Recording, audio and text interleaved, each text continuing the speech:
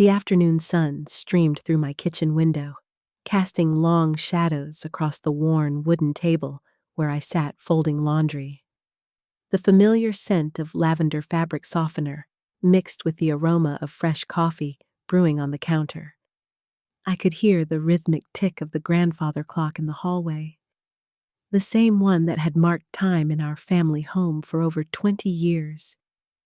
Everything felt peaceful, ordinary, until I heard the front door slam with unusual force. You're about to hear an unbelievable true story, so please like and subscribe. Drop your location in the comments. My name is Catherine Harris. I'm 51 years old, and I thought I knew my family better than anyone.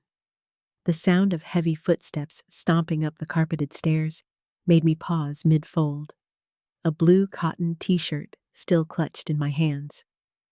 My 17-year-old son, David, had always been my pride and joy. The kind of kid who used to run to me with scraped knees and big dreams.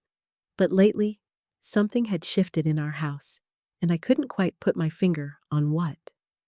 I set down the laundry and walked toward the staircase, my bare feet silent against the cool hardwood floors. The late September air drifted through the slightly open living room window, carrying the earthy smell of fallen leaves and the distant sound of neighborhood kids playing outside. Our two-story colonial felt too quiet suddenly, as if the walls themselves were holding their breath. "David!" I called up the stairs, gripping the smooth banister my husband Tom had refinished just last spring. "Everything okay, honey?"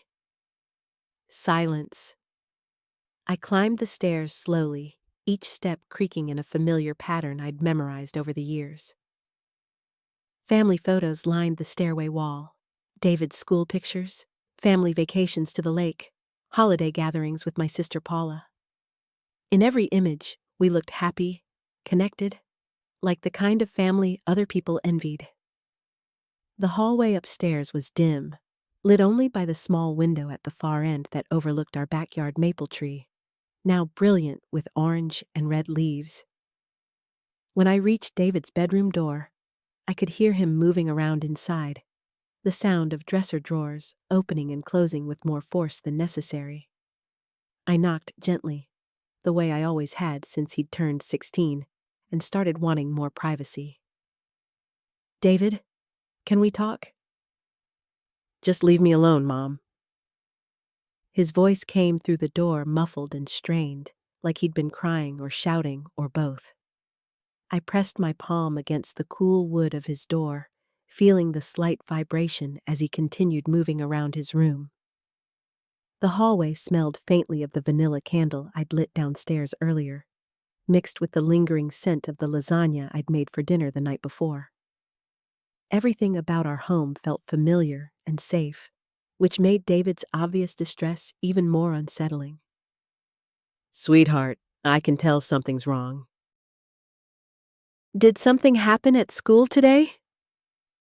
The movement in his room stopped abruptly. I could practically feel him standing on the other side of the door, deciding whether to let me in or push me further away. The silence stretched between us like a physical barrier, thick and uncomfortable in a way that was completely foreign to our relationship.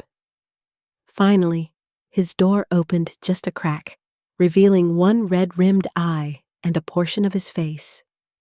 David had always been a handsome kid, with Tom's dark hair and my green eyes, but right now he looked exhausted and upset in a way that made my maternal instincts kick into high gear.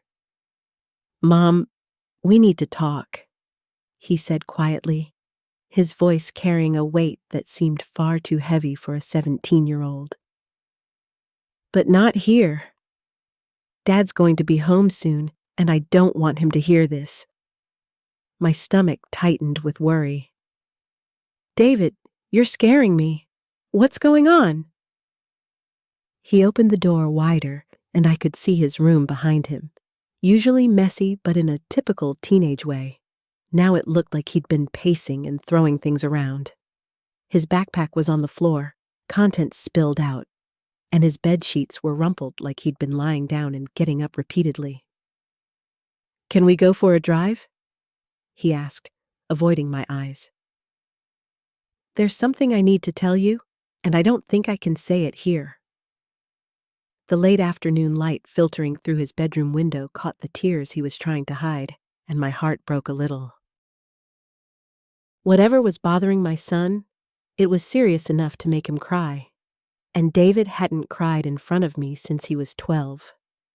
20 minutes later, we were sitting in my Honda Civic in the empty parking lot of Miller's Park, the same place I used to bring him to feed the ducks when he was little. The car windows were cracked open, letting in the crisp autumn air and the distant sound of geese honking as they flew south for the winter. David sat in the passenger seat, staring out at the small pond, where a few late-season ducks paddled lazily near the shore. "Remember when you used to bring me here?" he asked suddenly, his voice so quiet I had to strain to hear him over the gentle breeze rustling through the oak trees surrounding the parking lot. "Of course I do. You loved those ducks. You named every single one of them." I kept my voice soft and encouraging, sensing that whatever he needed to tell me required careful handling. He was quiet for a long moment, picking at a loose thread on his jeans. The late afternoon sun slanted through the windshield, warming the car's interior and highlighting the tension in his shoulders. "Mom," he said finally, still not looking at me. "I need to tell you something, and it's going to hurt your feelings. But I can't keep pretending anymore." My hands tightened on the steering wheel. "David, whatever it is, we can work through it together. You know that, right?" He took a shaky breath and finally turned to face me, his eyes filled with a mixture of shame and determination that I'd never seen before. "I told my friends at school that you're not my real mom," he said in a rush, the words tumbling out like he'd been practicing them. "I've been telling people that you're my aunt, or my stepmom, or anything except the truth, and I know how awful that sounds. But Mom, I'm embarrassed of you, and I don't want my friends to know you're my mother." The words hit me like a physical blow, stealing the breath from my lungs. I sat there in stunned silence, watching my son's face crumple with guilt and relief at having finally said what had been eating at him. The peaceful sounds of the park, birds chirping, leaves rustling, water lapping gently against the shore, suddenly felt surreal, like background noise in a nightmare. "I don't understand," I whispered, my voice barely audible. "David, why would you be embarrassed of me? What did I do?" One small detail blew the whole thing open. He was quiet for a long moment, wiping his nose with the back of his sleeve. When he finally spoke, his voice was thick with shame. "It's not what you did, Mom. It's what you don't do. It's how you are." He turned away again, looking out at the pond. "All the other moms at school, they're different. They wear nice clothes and drive nice cars. They have good jobs and talk about their careers. And you—" He trailed off, unable to finish. "And I what, David?" My voice was steadier than I felt, but inside, my world was tilting off its axis. "You work at the grocery store," he said quietly. "You drive this old car that makes weird noises. Your clothes come from the thrift store, and everyone can tell. When you came to pick me up from practice last week, I saw the way the other kids looked at you. I saw them whispering. Each word was like a knife twist.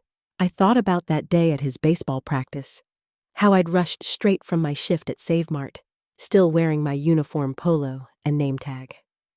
I'd been so excited to surprise him, to be there for once instead of having him ride home with a teammate's parent. I had to work a double shift that day," I said softly. "I wanted to be there for you." "I know you did, And that makes this worse. His voice cracked. Mom, I love you. I really do. But I'm 16, and image matters. My friends' moms are lawyers and teachers and business owners. They volunteer for the PTA and organize fundraisers. They look put together and successful. And you're... He gestured helplessly at my work clothes, my tired face, the interior of our aging Honda with its torn seat covers and broken radio. The silence stretched between us like a chasm. I wanted to defend myself, to explain how hard I'd worked to provide for him, how every sacrifice had been worth it to give him the opportunities I never had. But looking at his face, seeing the genuine anguish there, I realized this wasn't about logic or fairness. This was about a teenage boy trying to figure out where he fit in a world that often judged people by their possessions and status. When did this start? I asked finally. When did you start feeling this way? He rubbed his eyes with his palms. Remember when you came to the school carnival last month? You were so excited about the ring toss booth, and you kept trying to win me that stuffed animal even though it was rigged. You must have spent $20 on that stupid game. I remembered. I'd been determined to win him that ridiculous oversized teddy bear, the kind of thing he would have treasured when he was 8 but had clearly outgrown. But his smile when I'd finally succeeded had seemed worth every dollar. You were laughing so loud, and your Save Mart shirt had that mustard stain from lunch, and you kept calling me baby in front of everyone. His voice was barely above a whisper. I wanted to disappear. All I could think about was how different you were from everyone else's moms, how young you looked, how out of place. The memory that had been so precious to me was clearly a source of humiliation for him. I felt something inside my chest crack open, raw and painful. I've been making excuses ever since, he continued. When people ask about you, I say you're sick, or working, or traveling. Anything to avoid having them meet you. And I hate myself for it, Mom. I hate that I care what they think. But I can't seem to stop. A duck landed on the pond with a soft splash, sending ripples across the still water. I watched those circles expand outward, growing larger and fainter until they disappeared entirely. David, I said carefully, I need you to understand something. I was 17 when I had you.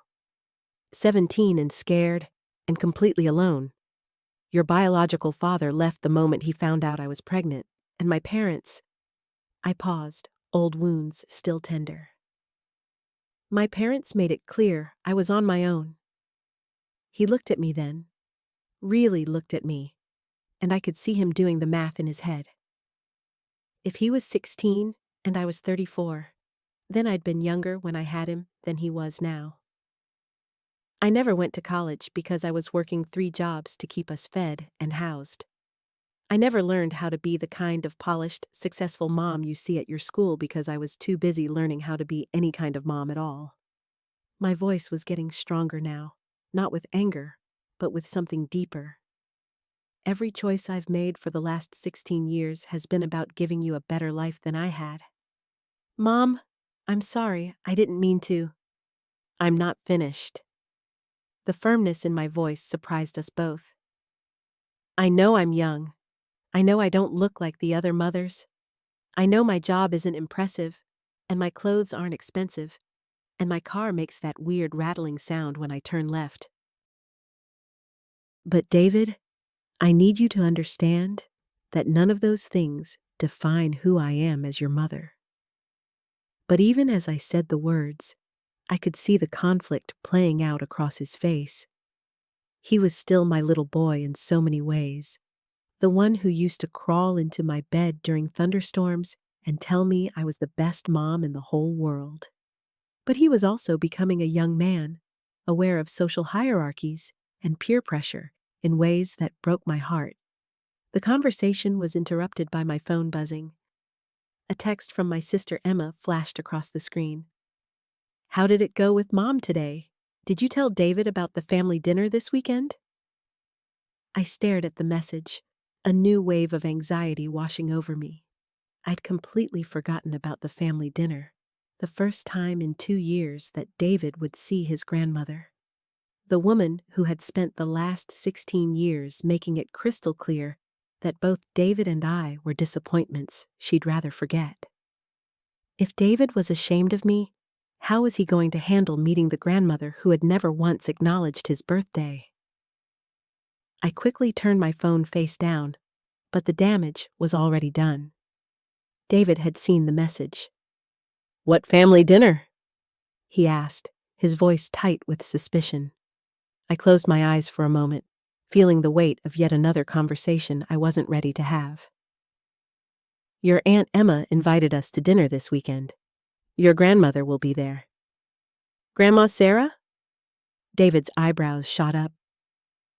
"But we never see her." "Why now?"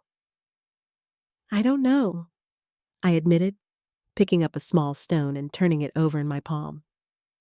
"Emma says she wants to reconnect with the family, whatever that means." David was quiet for a long moment, staring out at the pond. When he finally spoke, his voice was small. "Is she going to hate me?" The question hit me like a physical blow. "David, no. Why would you even think that?" "Because—" He struggled with the words. "Because if you're ashamed of yourself, and I'm ashamed of you, then she's probably ashamed of both of us, right?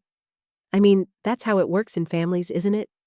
Everyone just gets more and more disappointed as you go down the line."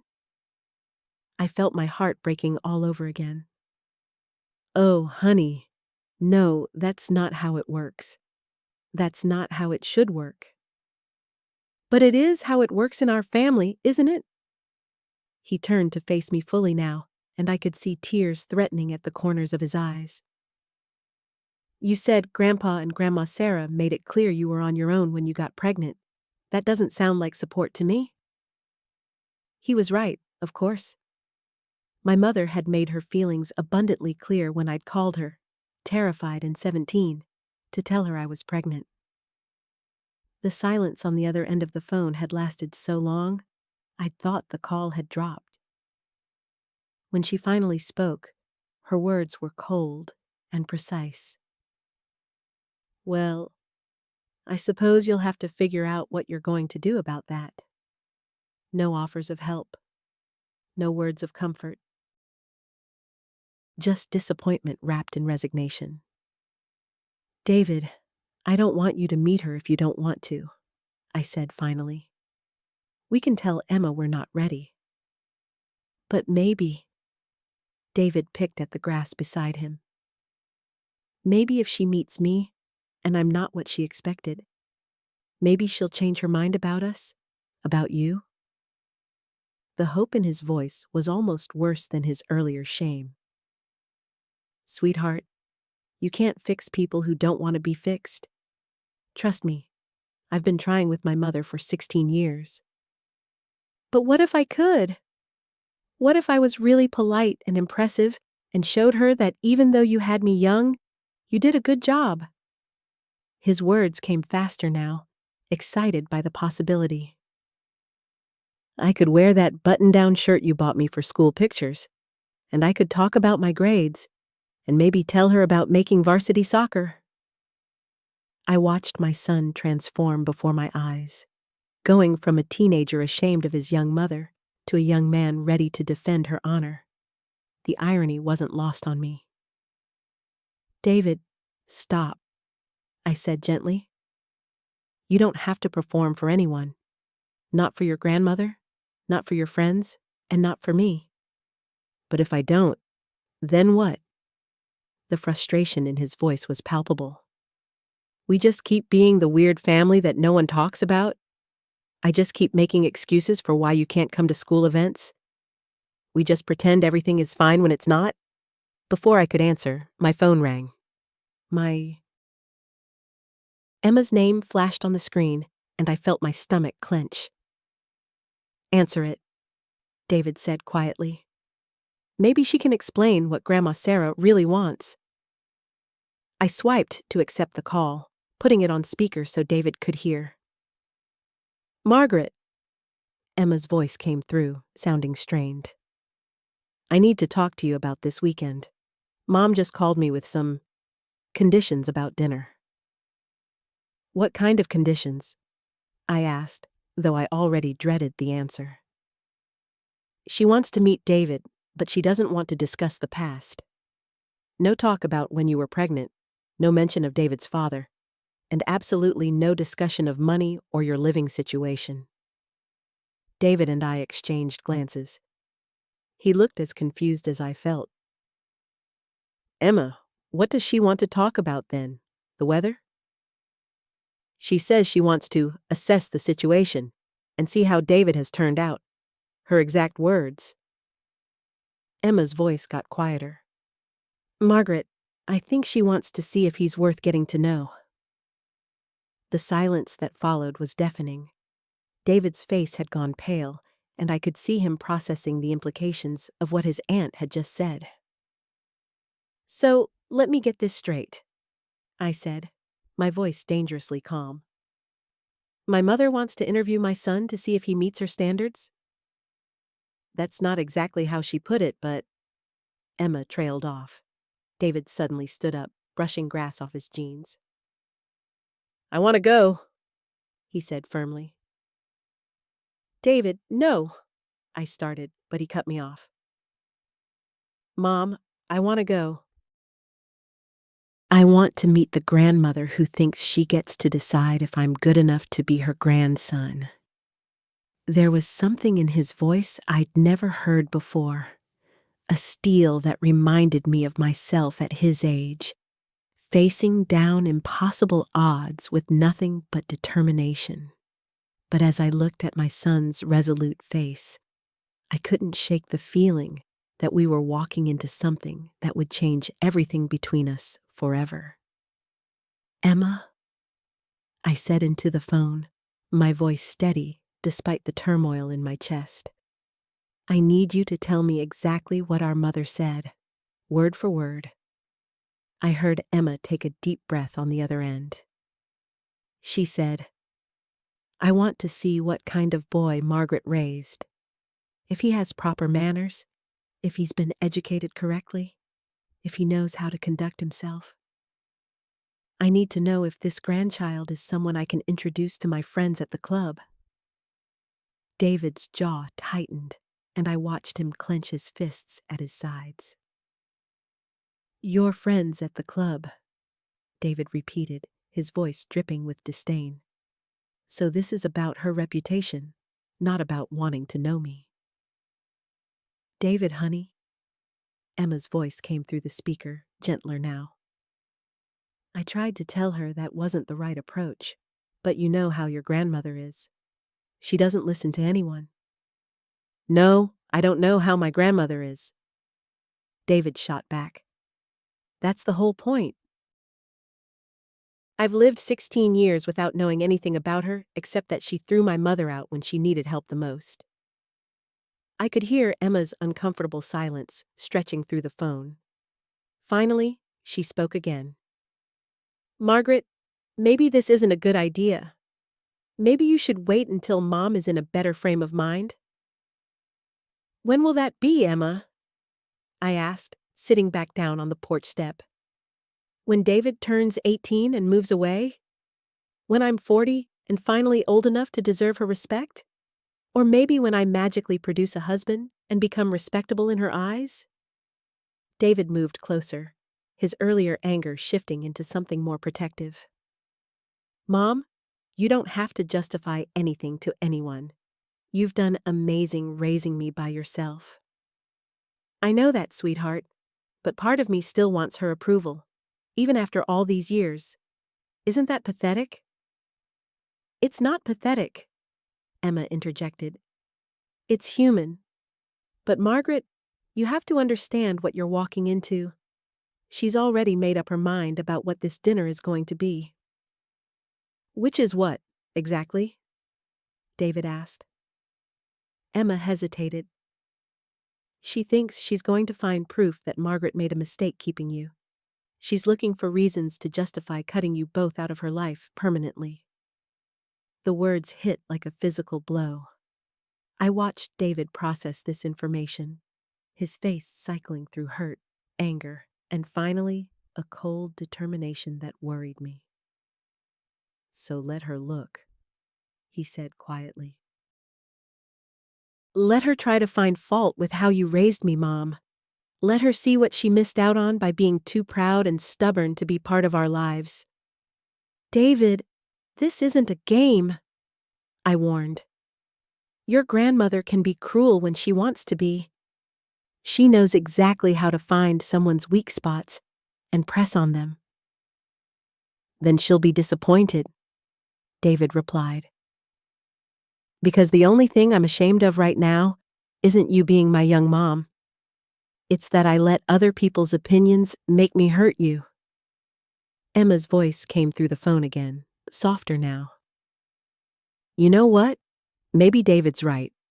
Maybe it's time Mom faced what she threw away 16 years ago."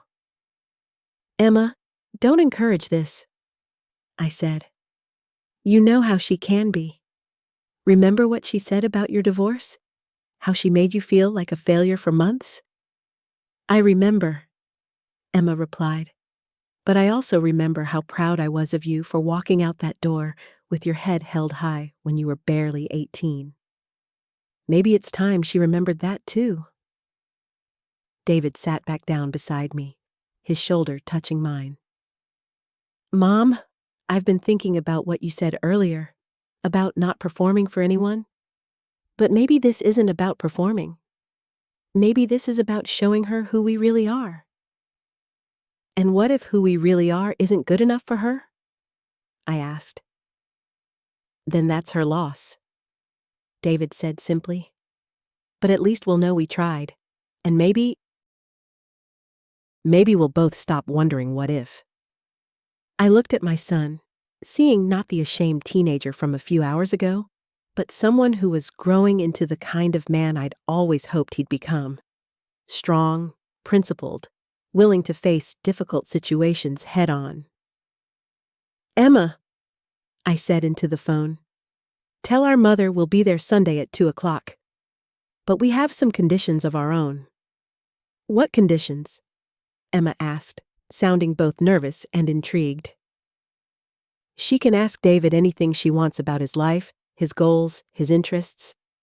But if she says one disparaging word about the way I raised him, or makes any comment about my choices as a young mother, we're leaving. No discussion, no second chances." David nodded approvingly beside me. "And one more thing," I continued. "This works both ways. David gets to ask her questions too, about why she abandoned her daughter and grandson, about what was more important to her than family, about what she hopes to accomplish now after 16 years of silence." "Margaret," Emma said slowly, "are you sure about this? Once you open that door, there's no going back." I looked at David, who was watching me with something that looked like pride in his eyes. "I'm sure," I said. "But Emma, I need you to be there too, as a witness and as a buffer if things go badly." "Of course," Emma replied immediately. "I wouldn't miss it." After we hung up, David and I sat in comfortable silence for a few minutes, watching the sun begin to set behind the trees across the street.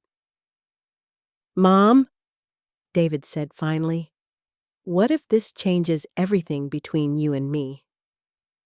"What do you mean?" "What if meeting her makes me understand why you've been so protective all these years? What if it makes me realize there are things about our family that I don't want to know?" I felt a chill that had nothing to do with the evening air, because I knew David was right to be concerned. There were things about my mother, about my family, about the circumstances surrounding his birth that I had never told him. Things that Sunday's dinner might force into the open, whether I was ready or not. I took David's hand, feeling the calluses from his summer job at the hardware store. "There are things about your grandmother that are difficult to understand," I said carefully. "But whatever you learn on Sunday, it won't change who you are. You're not defined by her choices, just like you're not defined by mine." "But what if her choices explain some of yours?" David pressed. "What if there's a reason you never talk about your childhood, or why we never had any extended family around?" I felt the familiar tightness in my chest that always came when the conversation veered toward my past. The evening air carried the scent of Mrs. Henderson's jasmine from next door, and I focused on that sweetness to steady myself. "David, some stories are harder to tell than others, and some stories aren't just mine to tell. But they affect me too, don't they?" He turned to face me fully, his eyes serious in the fading light. "Whatever happened between you and her, it shaped my whole life. I've never had grandparents, aunts, uncles, cousins. It's always just been us." The weight of that truth settled between us. I had given David so much, worked so hard to fill every role he needed, but I couldn't give him the one thing I'd never had myself: a sense of belonging to something larger than our small family of two. "You're right," I admitted, "and I'm sorry for that. I thought I was protecting you, but maybe I was just protecting myself." David squeezed my hand. "What are you so afraid of, Mom?" Before I could answer, my phone rang. Emma's name appeared on the screen, and I felt a familiar dread. She never called twice in one day unless something was wrong.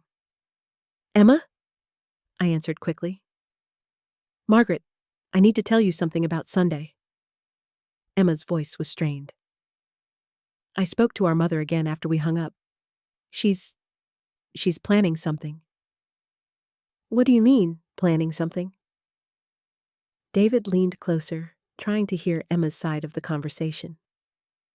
"She asked me very specific questions about David, what he looks like, what his interests are, whether he's planning to go to college. But then she asked something that made me uncomfortable." My stomach dropped.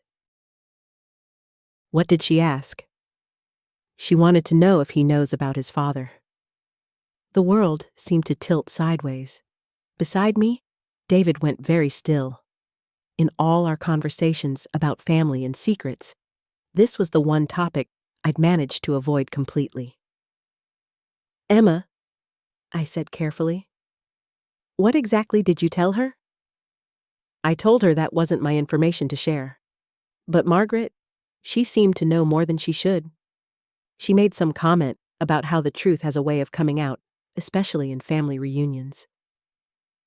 I closed my eyes, feeling the careful life I'd built for David and myself beginning to crack along fault lines I'd hoped would remain hidden forever. David's father wasn't just absent from our lives. His identity was a secret that could shatter everything David believed about himself and about me. "She's going to tell him, isn't she?" I whispered into the phone. "I think she might try," Emma said quietly. "Margaret, maybe you should consider telling him yourself first, on your own terms." I looked at David, who was watching me with growing alarm. His whole body was tense, like he was preparing for a blow he could sense coming, but couldn't yet see. "Mom," David said slowly, "what about my father?" The question hung in the air between us like a loaded gun.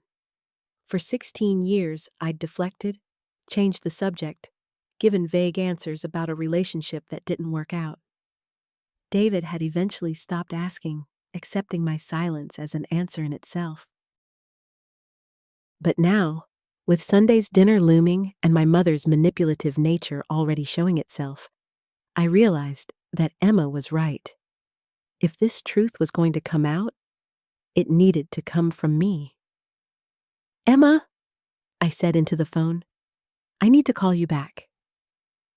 "Margaret, whatever you decide to do, I'm here for you. Both of you." After I hung up, David and I sat in the growing darkness of our front porch. The streetlights had come on, casting long shadows across our small lawn, and I could hear the distant sound of children playing in someone's backyard. Normal sounds of a normal evening in a normal life that was about to be turned completely upside down.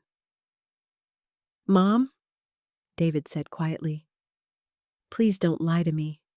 Not now. What don't I know about my father?" I looked at my son, this amazing young man I'd raised with such care and love, and realized that everything between us was about to change forever. I took a deep breath, feeling the weight of 16 years of careful silence pressing down on me. David deserved the truth, but the words felt like stones in my throat. "Your father," I began, then stopped. "How do you explain something that you've spent years trying to understand yourself?" "David, what I'm about to tell you might change how you see me, and I need you to know that every choice I made was because I love you." David shifted in his chair, leaning forward. "Mom, you're scaring me. Your father is someone you know," I said quietly. "Someone who's been part of our extended family circle for years." I watched David's face as he processed this, saw the moment when understanding began to dawn in his eyes, followed quickly by confusion and something that looked like dread. When I was 22, I was going through a really difficult time. Your grandmother Margaret had just disowned me for dropping out of college to pursue photography. I was broke, alone, and frankly, pretty lost. I paused, gathering courage for the hardest part. Emma was trying to help me get back on my feet. She invited me to stay with her family for a few months. David went very still. "Mom, no. Please tell me you're not saying what I think you're saying." Emma's husband, Robert, was going through his own struggles. Emma was working long hours as a nurse, and he felt neglected. We were both vulnerable and made a terrible mistake. The words came out in a rush now, like I was afraid if I stopped, I'd never be able to continue. It happened twice, just twice. And then we both realized how wrong it was, how much it could hurt Emma and destroy their marriage. David stood up abruptly, pacing to the edge of the porch. "Uncle Robert? Uncle Robert is my father?" The pain in his voice cut through me like a knife. "David, please sit down. Let me explain." "Explain what? That my entire life has been built on a lie? That every time we visit Emma's family, every time Uncle Robert gives me advice or asks about school or tells me he's proud of me, he's actually my father? And Emma doesn't know?" "Emma doesn't know," I confirmed, the admission feeling like a betrayal of my dearest friend. Robert and I agreed that telling her would only destroy her marriage and hurt everyone involved. "We thought it was better if I raised you alone." David sat back down heavily, his head in his hands. "This is why Grandmother Margaret wants to see me, isn't it? She knows. I think she suspects. Your grandmother always had a way of picking up on things, and she's had 16 years to put pieces together. When you were born, people commented on certain features, your eyes, the shape of your hands. Robert has the same unusual green eyes you do." "Does he know? For certain, I mean." I nodded slowly. "He figured it out when you were about 3.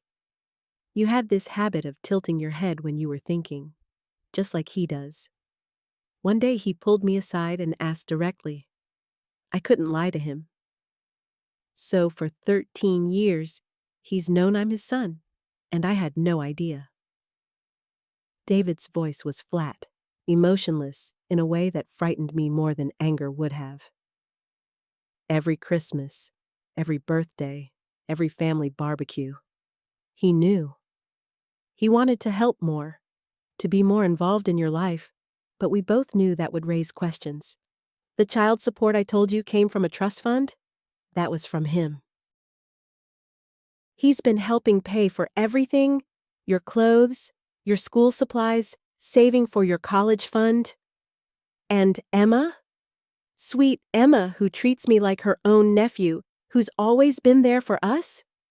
She has no idea that her husband and her best friend betrayed her, and that I'm the living proof of it? The way David said it made me realize how our secret looked from the outside, how cruel it must seem to continue this deception year after year. David, we were trying to protect her, and protect you. Protect me? David's voice cracked. Mom, do you realize what this means? It means that Sarah is my half-sister. My half-sister who I've grown up with, who I consider family, but she doesn't even know we're actually related. It means our whole family structure is based on lies. I felt tears starting to fall, years of guilt and fear finally breaking through. I know how it sounds. I know how wrong it all is. But David, you have to understand. I was so young and scared. When I found out I was pregnant, I panicked. I thought about telling Emma, but she was so happy in her marriage, and they were trying to have another baby themselves. Instead, you let her think her husband was faithful while he was supporting a secret child. It wasn't like that. Robert has been a good husband to Emma. What happened between us was a mistake, not an affair. He loves his wife, and he's never done anything like that before or since. David looked at me with an expression I'd never seen before, like he was seeing a stranger. How do you know that, Mom? How do you really know? If he could betray his wife once, how do you know there haven't been other times, other secrets? The question hit me like a physical blow, because I'd wondered the same thing myself over the years, late at night when guilt kept me awake. I don't know for certain, I admitted, but I believe him. Just like Emma believes him. We sat in silence for several minutes, the weight of 16 years of deception settling between us. Finally, David spoke again, his voice small and tired. What happens now? Grandmother Margaret is expecting to see me on Sunday. She's obviously planning to say something, either to me or to Emma or both. And I have to sit there at that dinner table, looking at Robert knowing he's my father, looking at Emma knowing we've all been lying to her, looking at Sarah knowing she's my half-sister. We could cancel, I offered weakly. Mom, canceling won't make this go away. And honestly, maybe it's time Emma knew the truth. Maybe 16 years of lies is enough. The thought of losing Emma's friendship, of destroying her marriage, of watching Sarah learn that her father had been unfaithful, made me feel physically sick. But looking at David's face, I realized that my son was right. The secret had grown too big, affected too many people, and caused too much pain. If we tell her, I said quietly, everything changes. Emma might never forgive me. She might never want to see either of us again. Robert's marriage could end. Sarah would be devastated. And if we don't tell her, and Grandmother Margaret does it her way? David asked. How much worse will that be? Before I could answer, my phone rang. Emma's name appeared on the screen, and I felt my heart start racing. David and I looked at each other, and I saw my own fear reflected in his eyes. Answer it, David said grimly. Let's see what else we're about to find out. I stared at Emma's name on my phone screen, my thumb hovering over the answer button. Each ring felt like a countdown to disaster. What if Margaret had already called her? What if she somehow knew about my conversation with David? Mom, answer it, David urged, but I could hear the tension in his voice too. I swiped to accept the call, trying to keep my voice steady. Hi, Emma. Hey, I hope I'm not calling too late. I just wanted to confirm Sunday dinner, and see if David has any food preferences I should know about. Emma's voice was warm and cheerful, the same tone she'd used with me for 16 years of friendship. The normalcy of it made my chest tight with guilt. No, not too late at all, I managed, catching David's eye. He was watching me intently, and I could see him processing every word. David's not picky about food. Whatever you're planning will be perfect. Great! Sarah's been asking about him all week. She's excited to meet him properly. I told her he's practically family since you and I have been friends for so long. Emma laughed. She said she's always wanted an older brother. The irony of her words hit me like a physical blow. I felt the blood drain from my face, and David must have seen my expression, because he reached out and grabbed my free hand. That's sweet of her, I said, my voice sounding hollow even to my own ears. Are you okay? You sound a little off. This was my moment. I could tell her now, over the phone, prepare her before Sunday. But the words stuck in my throat. How do you destroy someone's life in a casual phone conversation? Just tired, I lied. It's been a long day. Well, get some rest. Oh, and tell David not to be nervous about meeting Robert.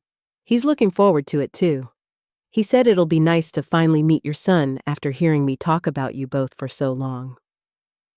David's grip on my hand tightened. The casual way Emma mentioned Robert, the complete trust in her voice when she spoke about her husband, made me want to disappear into the floor. I'll tell him, I whispered. Perfect. See you Sunday at 6. Love you. Love you too, I said automatically, then ended the call. David and I sat in silence for a long moment. Finally, he spoke. She has no idea. None. I set my phone down with shaking hands. She's excited for you to meet Robert. Sarah thinks of you as the older brother she's always wanted. My voice cracked on the last words. This is so messed up, David said, running his hands through his hair. Mom, we can't walk into that house on Sunday and sit through dinner pretending everything's normal. I can't look Robert in the eye and shake his hand like he's just Emma's husband. I can't talk to Sarah about school and hobbies knowing she's my sister. But if we tell Emma the truth, we destroy everything. Her marriage, her trust in me, Sarah's sense of security in her family. David was quiet for a moment, thinking. What about Robert? Has he ever talked about telling Emma? I thought back to the few awkward conversations Robert and I had over the years, usually when he was dropping off money or when we accidentally ran into each other around town. He's mentioned it a few times, especially when you were younger. But we always agreed it would cause too much pain for everyone involved. Everyone except me, David said quietly. The truth of that statement hit me hard. We had all been protecting ourselves and each other, but David was the one who had paid the price. Growing up without knowing his father, watching me struggle as a single mother, carrying the weight of a secret he didn't even know existed until today. You're right, I said. We were protecting everyone except you. That wasn't fair. I keep thinking about Margaret, David said. What's her endgame here? Why now? What does she get out of blowing up everyone's life? I don't know. Maybe she's tired of keeping the secret too. Maybe she thinks Emma deserves to know. Or maybe she just wants to cause trouble. I paused, remembering Margaret's cold smile earlier. She's never liked me. She probably sees this as a way to get me out of Emma's life permanently. Will it work? I considered the question honestly. Probably. Emma is going to feel betrayed by everyone she trusted. Her husband, her best friend, even you by extension. I can't imagine she'll want anything to do with any of us after this comes out. David leaned back in his chair, staring at the ceiling. So our choices are, keep lying and let Margaret control when and how the truth comes out, or tell Emma ourselves and accept that we'll lose her friendship forever. Those seem to be our only options. There's a third choice, David said slowly. We could talk to Robert first, see if he's willing to tell Emma with us there. Make it clear that this isn't some ongoing affair, that it was one mistake 16 years ago, and that we've all been struggling with it ever since. The idea of facing Robert, of having that conversation, terrified me. But David was right. If the truth was coming out anyway, maybe it was better coming from Robert than from his vindictive mother. That would mean calling him, I said, asking to meet. Emma would wonder what was going on. Not if we met him at his office. You could say you needed to discuss some legal issue or something. I looked at my son, amazed at how mature he sounded. 16 years old, and he was thinking more clearly than I was. You want to come with me? I think I need to meet my father before Sunday dinner, David said simply. Don't you? The next morning, I stared at Robert's business card for 20 minutes before finally dialing his office number. My hands were shaking so badly I had to redial twice. Robert Harrison's office, a receptionist answered. I need to schedule an appointment with Mr. Harrison. It's Sarah Mitchell. He'll know what it's about. There was a pause, then hold music. I almost hung up 3 times before she came back on. Mr. Harrison can see you today at 2 o'clock if that works. Today? My stomach dropped. Yes, that's fine. After I hung up, David found me sitting at the kitchen table, still staring at the phone. You called him? He asked. 2 o'clock today? I looked up at my son, this young man who had somehow become my source of strength overnight. Are you sure you want to do this? Once you meet him, once this conversation happens, there's no going back. David poured himself a glass of orange juice and sat across from me. Mom, there's already no going back. Margaret made sure of that when she cornered me yesterday. The only question now is whether we handle this like adults or let her keep pulling the strings. He was right, but that didn't make it easier. What if he doesn't want to tell Emma? What if he thinks we should just keep pretending? Then we'll know where he stands, David said simply, and we'll have to decide what we're willing to live with. At 1:45, David and I sat in the waiting area of Robert's law office. The receptionist had given us curious looks when David introduced himself as Sarah's son, but she didn't ask questions. The office was all dark wood and leather chairs, the kind of place that screamed respectability and success. When Robert emerged from his inner office, I saw David stiffen slightly beside me. Father and son were studying each other with an intensity that made my chest tight. Sarah, Robert said quietly, then turned to David. And you must be... David, my son said, standing up. He was almost as tall as Robert now, I realized. I guess we have some things to talk about. Robert's composure cracked slightly. Yes, we do. Please come in. His office was even more imposing than the waiting room, with law books lining the walls and family photos on his desk. I tried not to look at the pictures of Emma and their daughters, but David walked straight over to them. My half-sisters, he said, not quite a question. David, Robert said, his voice strained. I want you to know that not a day has gone by that I haven't thought about you. Wondered how you were doing, what kind of person you were becoming. But not enough to actually find out, David replied, turning around to face him. The words hung in the air like a challenge. Robert sat heavily in his chair, suddenly looking much older than his 43 years. You're angry. You have every right to be angry. I'm not angry, David said, surprising both Robert and me. I'm just trying to understand. You knew about me my whole life, and you chose to stay away. That was your decision. But now your mother is threatening to tell Emma about me, about what happened, and that affects all of us. Robert's head snapped up. My mother knows? She cornered David yesterday, I said. Told him she's planning to reveal everything at Sunday dinner this weekend unless I stay away from Emma permanently. She what? Robert stood up abruptly, his face going pale. She said that? Those exact words? Pretty much, David confirmed. She seemed to think I already knew who my father was, and when she realized I didn't, she looked pretty pleased about getting to break the news. Robert began pacing behind his desk. This is exactly what I was afraid of. Why I wanted to keep things quiet. Margaret has never forgiven me for staying with Emma after what happened. After you cheated on your wife with your wife's best friend? David said bluntly. Robert stopped pacing. Yes, after that.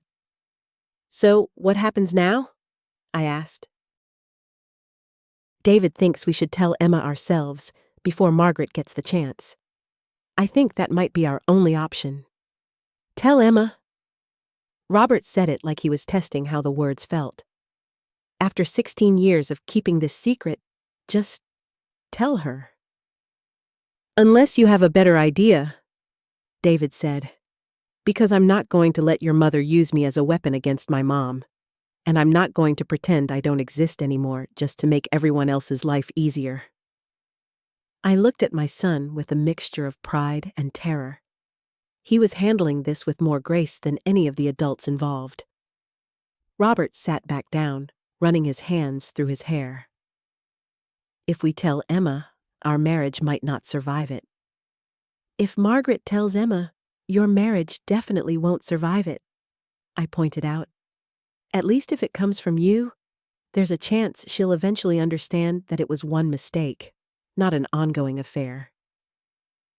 One mistake that produced a son, Robert said quietly, looking at David again. A son I've never been a father to. That part isn't Emma's fault, David said.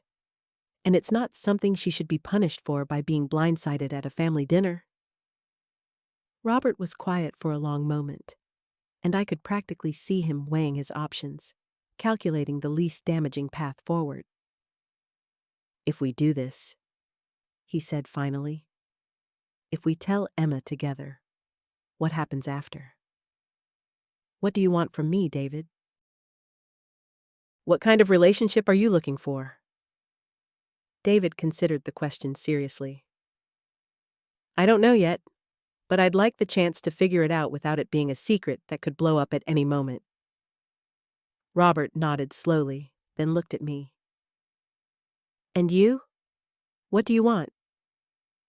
I want Emma to hear the truth from people who care about her, not from someone who wants to hurt her, I said. And I want David to be able to hold his head up, to not feel ashamed of who he is or where he came from. All right, Robert said, his voice barely above a whisper. We tell her. Tonight, before Margaret gets the chance this weekend. My heart started racing. Tonight?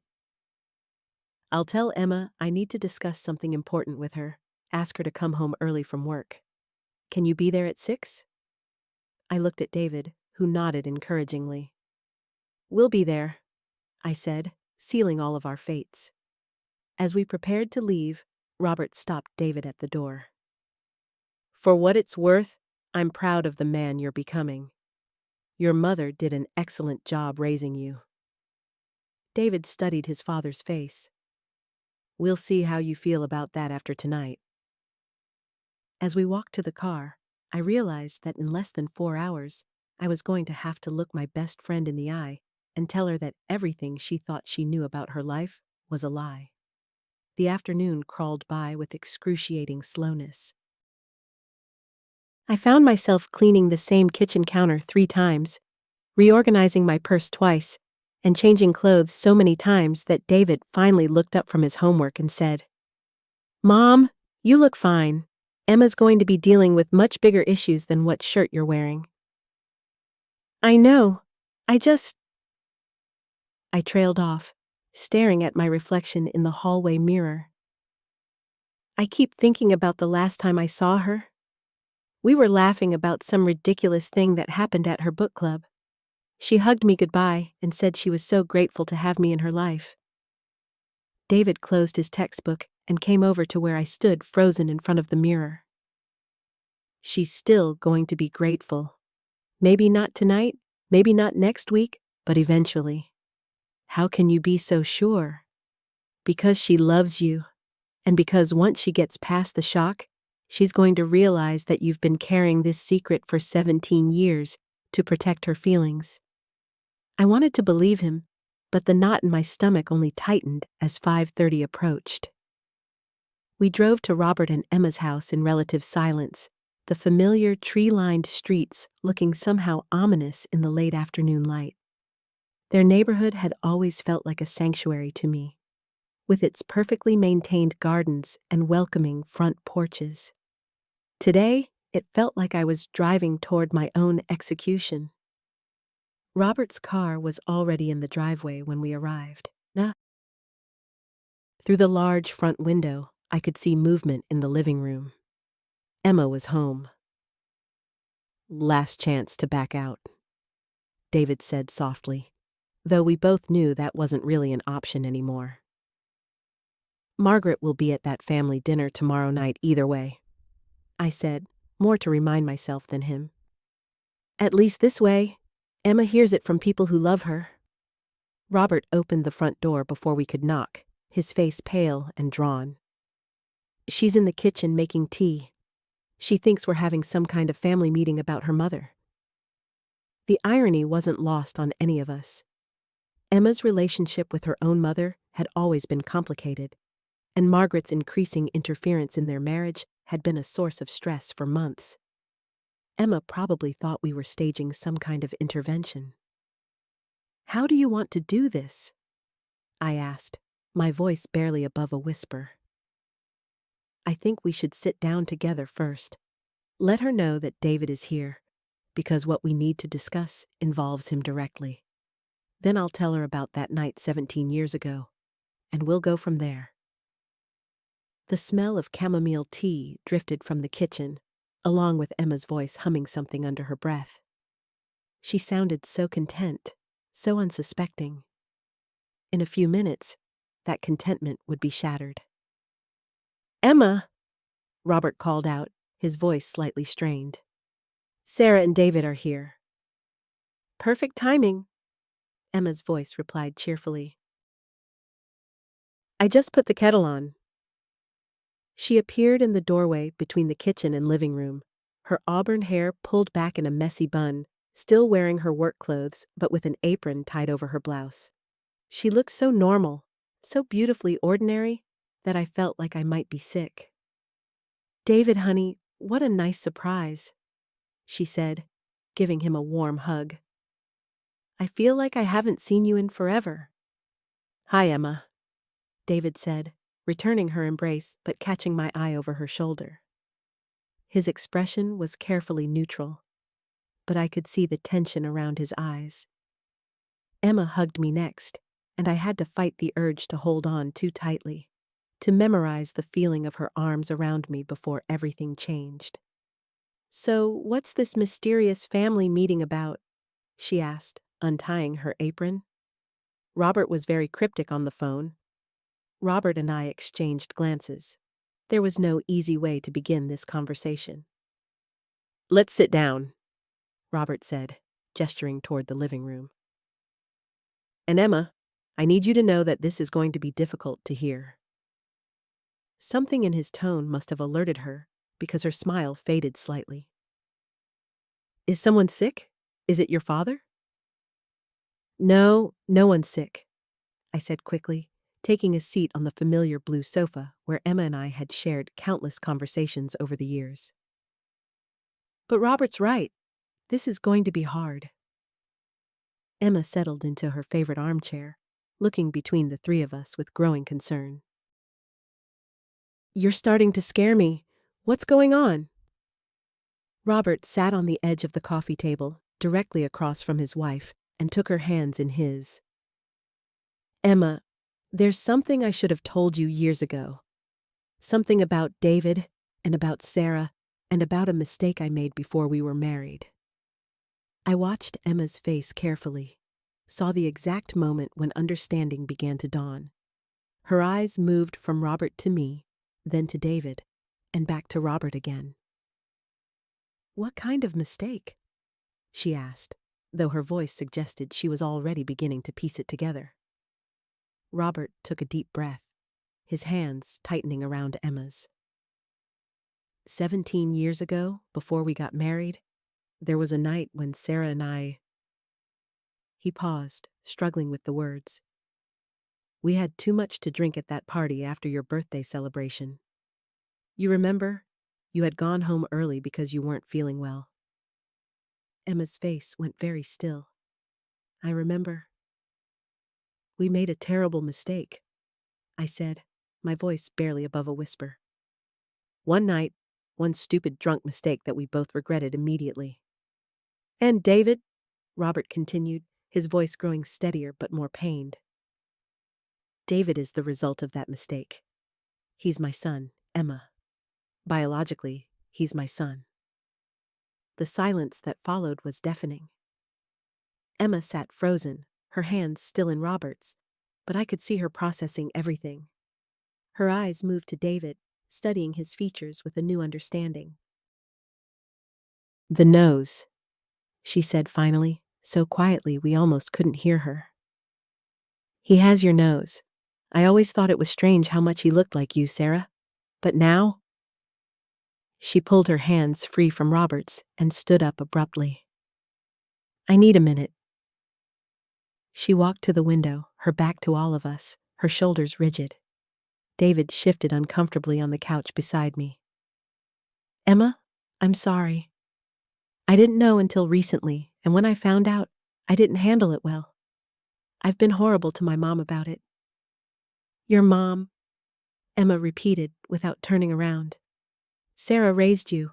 Sarah is your mom." Her voice was carefully controlled, but I could hear the emotion underneath. "Yes," David said firmly. "She is, and I was ashamed of her for keeping the secret, but now I understand why she had to." Emma finally turned around, and I was surprised to see that while her eyes were bright with unshed tears, her expression wasn't angry. It was hurt, yes, but also thoughtful. 17 years, she said, looking at Robert. "You've known for 17 years that you had a son, and you never told me."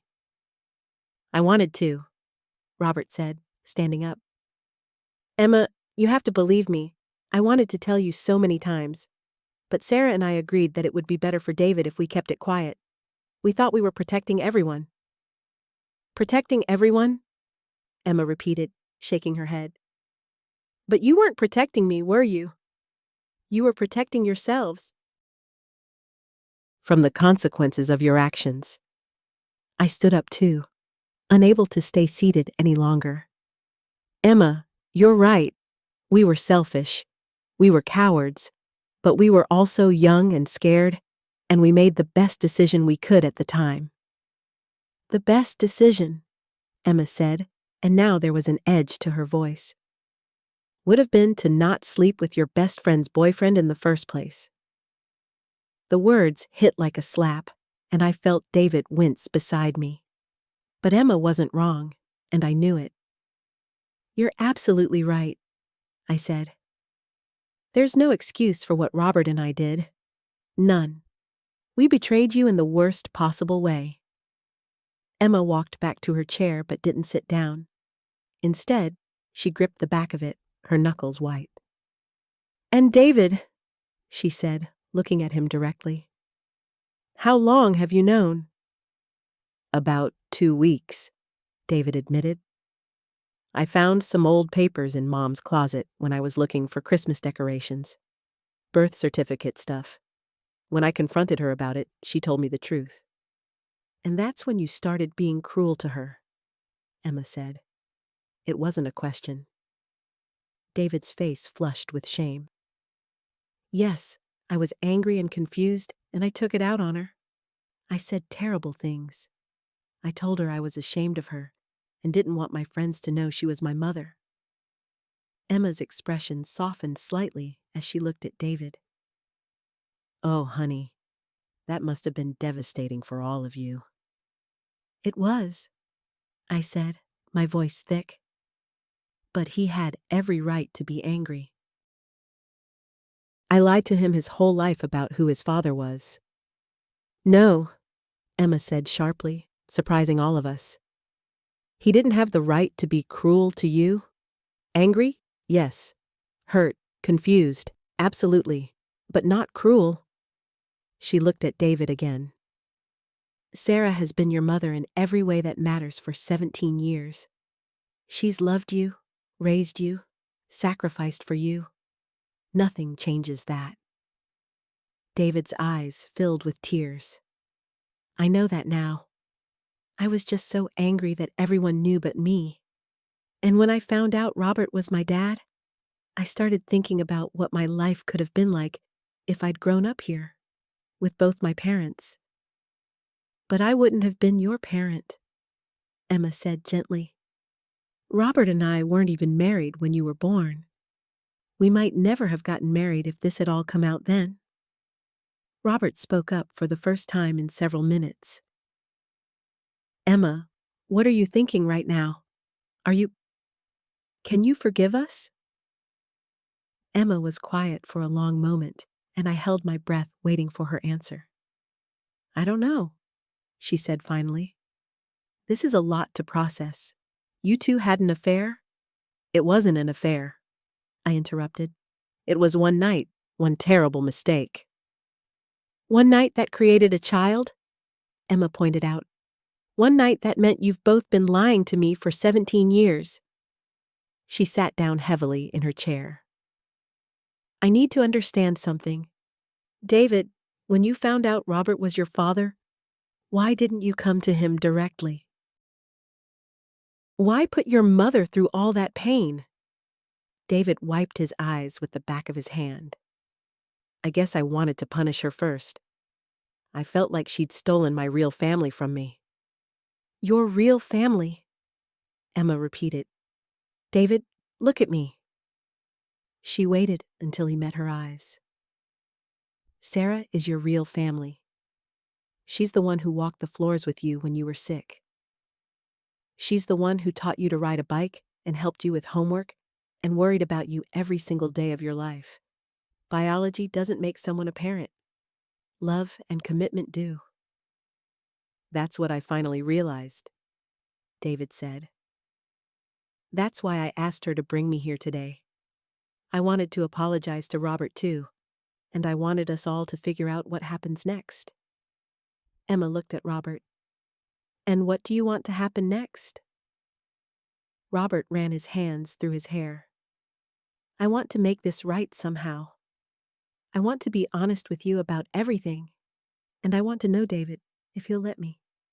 Not as a replacement for Sarah, but as, I don't know, as whatever he needs me to be. And what about us? Emma asked, her voice small. What about our marriage? I love you, Robert said immediately. I've loved you for 20 years, Emma. That night with Sarah, it didn't mean anything.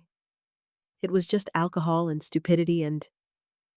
It meant enough to create a child, Emma said again. You're right, Robert said. It did, and I should have told you. I should have been honest from the beginning. Emma turned to me. Sarah, what do you want from all this? I thought carefully before answering. I want David to forgive me and let me be his mother again. I want you to someday forgive me for betraying our friendship. And I want us to figure out how to move forward in a way that's healthy for everyone, especially David. I do forgive you, Mom, David said suddenly. I'm sorry it took me this long to say it. You're the best mother I could have asked for, and I'm not ashamed of you. I'm proud to be your son." I started crying then, relief flooding through me. I reached for David's hand, and he squeezed it tightly. Emma watched this exchange with a complex expression. "I'm glad you two are okay," she said. "That's the most important thing." "But what about you?" I asked. "Emma, I know I have no right to ask for your forgiveness, but our friendship has meant everything to me. I can't bear the thought of losing you." Emma was quiet for a long time. When she finally spoke, her voice was thoughtful. "I'm hurt," she said. "I'm angry. I feel betrayed and lied to and left out of something enormous that involved people I love." She paused. "But I also understand why it happened. You were young, you were drunk, you made a mistake, and then you were scared, and you made another mistake by keeping it secret." She looked at David. "But that mistake gave us you. And you're not a mistake, David."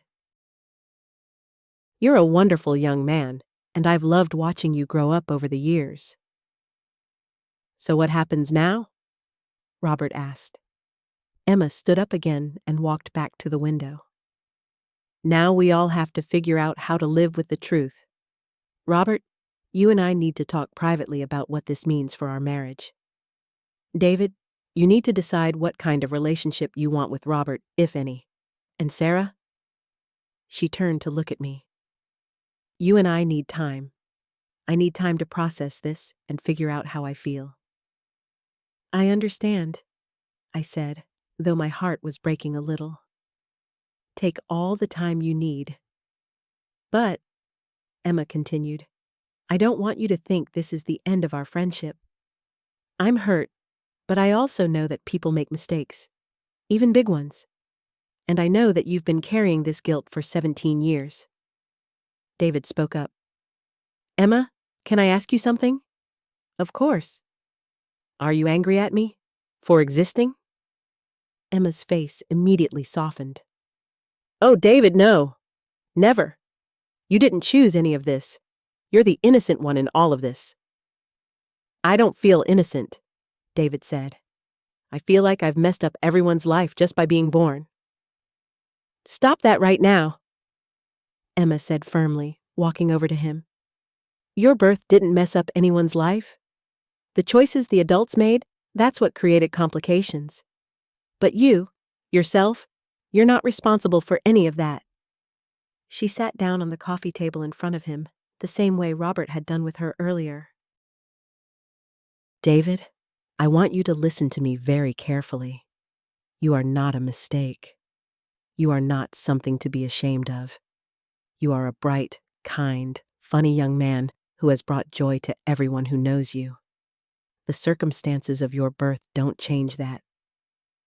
David nodded, tears in his eyes again. "Thank you. I needed to hear that." Robert cleared his throat. "David, Emma's right. And I want you to know that while I wasn't part of raising you, I've always been proud to know you. Even before today, I thought you were a great kid." "What would you want?" David asked Robert. "If we tried to have some kind of relationship?" Robert looked surprised by the question. "I'd want whatever you're comfortable with. I don't want to overstep or try to replace Sarah. She's your parent. But if you wanted to get to know me better, maybe spend some time together occasionally, I'd like that." David looked at me. "Mom, how would you feel about that?" The fact that he was asking my opinion, that he cared about my feelings, meant everything to me. "I think it could be good for both of you," I said honestly. "As long as we all understand the boundaries and expectations." Emma stood up. "I think that's enough for today. We all need time to process this." She walked Robert to the front door, and I heard them talking quietly in the hallway. I couldn't make out the words, but Robert's voice sounded pleading, and Emma's sounded tired. When Emma came back, she looked drained. "Are you going to be okay?" I asked her. "I don't know yet," she said honestly, "but I will be, eventually." David and I got ready to leave, and as we reached the door, Emma stopped us. "Sarah," she said, "call me in a few days. We'll talk." I nodded, not trusting my voice. In the car, David and I sat quietly for several minutes before either of us spoke. "That went better than I expected," David said finally. "Did it?" I asked. "I feel like I just lost my best friend." "I don't think you did," David said. "Emma's hurt, but she's not cruel. She'll come around." "And what about Robert? Do you really want to get to know him?" David thought about it. "I think so. Not as a dad, because you're my parent. But maybe as, I don't know, a friend? Someone who shares half my DNA and might be able to answer questions about myself that you can't?" I nodded. "That makes sense." "Mom," David said as I started the car, "I'm really sorry for everything I said, for how I treated you. You didn't deserve any of that." "We all make mistakes when we're hurt and scared," I said, echoing Emma's words. "The important thing is that we learn from them and try to do better." As we drove home, I thought about everything that had happened. The truth was finally out, which was both terrifying and relieving. David and I were okay, which was the most important thing. But the future felt uncertain in ways I hadn't expected. "David," I said as we pulled into our driveway, "whatever happens with Robert and Emma, whatever relationships develop or don't develop, I want you to know that you are the best thing that ever happened to me. I may not have planned to become a mother at 19, but I can't imagine my life without you in it." "I love you too, Mom," he said, "and I'm proud to be your son." Sometimes the most important conversations happen when we finally find the courage to tell the truth, even when it's messy and painful. If you're facing a difficult family situation, remember that honesty, while hard, is usually the path to healing. What matters most is not the mistakes we've made, but how we choose to move forward with love and understanding.